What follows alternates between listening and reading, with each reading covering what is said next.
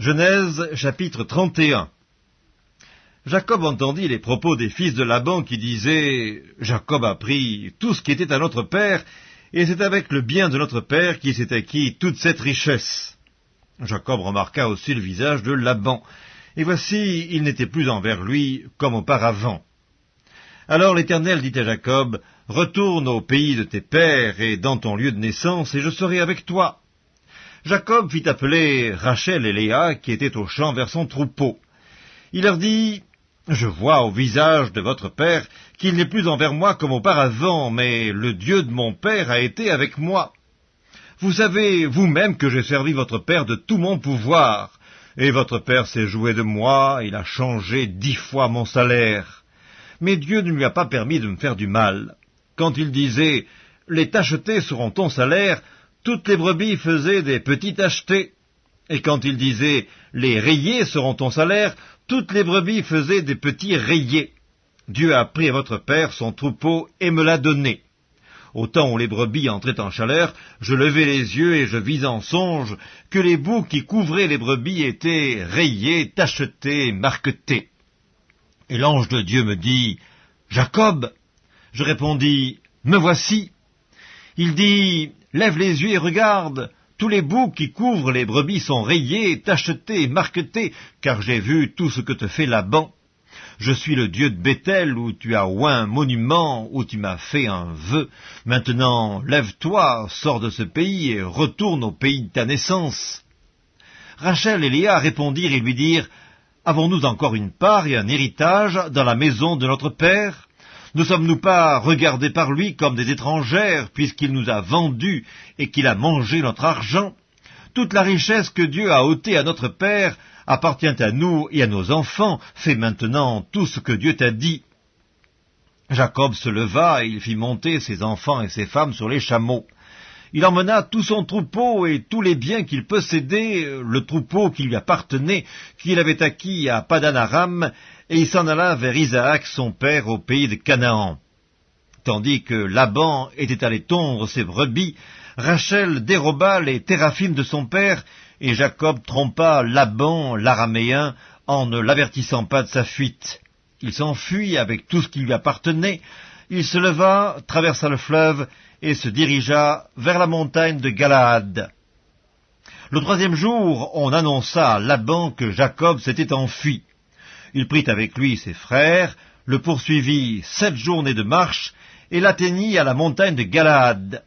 Mais Dieu apparut la nuit en songe à Laban, l'araméen, et lui dit « Garde-toi de parler à Jacob, ni en bien, ni en mal. » Laban atteignit donc Jacob. Jacob avait dressé sa tente sur la montagne, Laban dressa aussi la sienne avec ses frères sur la montagne de Galaad. Alors Laban dit à Jacob « Qu'as-tu fait? Pourquoi m'as-tu trompé et emmènes-tu mes filles comme des captives par l'épée? Pourquoi as-tu pris la fuite en cachette? M'as-tu trompé et ne m'as-tu point averti? Je t'aurais laissé partir au milieu des réjouissances et des chants, au son du tambourin et de la harpe. Tu ne m'as pas permis d'embrasser mes fils et mes filles. C'est en insensé que tu as agi. Ma main est assez forte pour vous faire du mal, mais le Dieu de votre père m'a dit hier, garde-toi de parler à Jacob ni en bien ni en mal. Maintenant que tu es parti, parce que tu languissais après la maison de ton père, pourquoi as-tu dérobé mes dieux? » Jacob répondit et dit à Laban, « J'avais de la crainte à la pensée que tu m'enlèverais peut-être tes filles, mais périsse celui auprès duquel tu trouveras tes dieux. En présence de nos frères, examine ce qui t'appartient chez moi et prends-le. » Jacob ne savait pas que Rachel les eût dérobés. Laban entra dans la tente de Jacob, dans la tente de Léa, dans la tente des 2 servantes, et il ne trouva rien. Il sortit de la tente de Léa et entra dans la tente de Rachel. Rachel avait pris les téraphimes, les avait mis sous le bas du chameau et s'était assise dessus. Laban fouilla toute la tente et ne trouva rien. Elle dit à son père « Que mon seigneur ne se fâche point si je ne puis me lever devant toi, car j'ai ce qui est ordinaire aux femmes. » Il chercha et ne trouva point les téraphimes. Jacob s'irrita et querella Laban.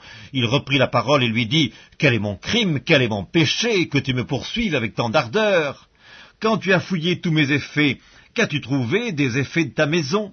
Produis-le ici devant mes frères et tes frères, et qu'ils prononcent entre nous deux. Voilà 20 ans que j'ai passé chez toi. Tes brebis et tes chèvres n'ont point avorté, et je n'ai point mangé les béliers de ton troupeau.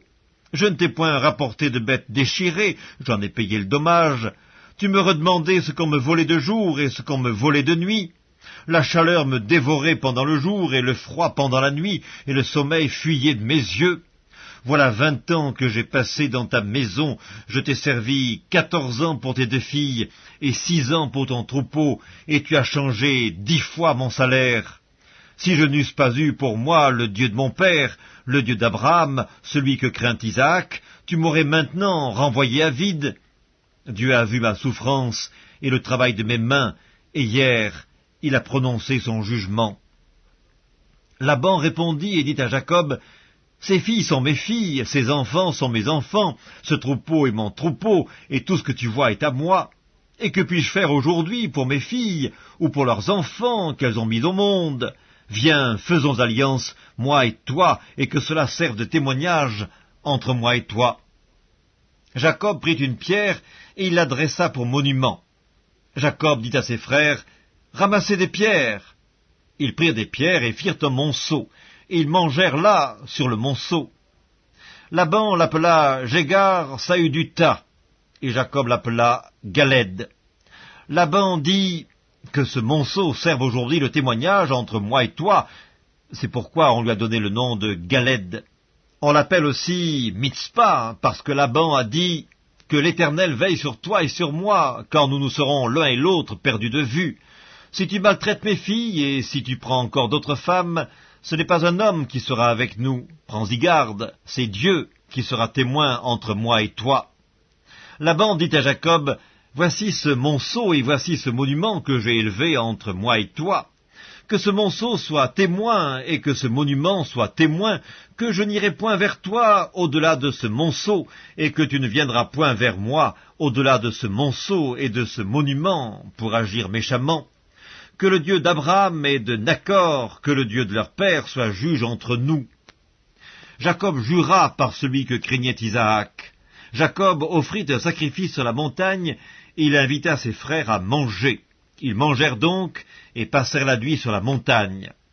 Laban se leva de bon matin, embrassa ses fils et ses filles, et il les bénit. Ensuite il partit pour retourner dans sa demeure.